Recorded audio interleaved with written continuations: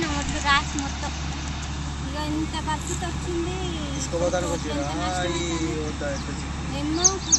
దగ్గర నెల అవుతుంది. రైతులని కొంచెం గవర్నమెంట్ కొంచెం సూచి వాళ్ళని ప్రజలని చాలా మంది మొలకొచ్చి ఆగమవుతుంది.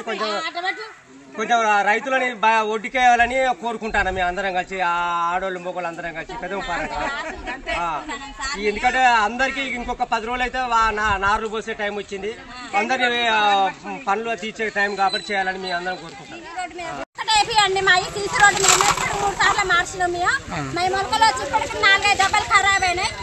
ఒకటి ఏపీ అని మేము ఫోన్ చేసి బతలాడితే నీ యొక్క కులాటే ఆగుతురా నీ ఏపీ అని నేను ఆడున్నా ఈడున్నాయని మాట్లాడతాను. ఎవరైనా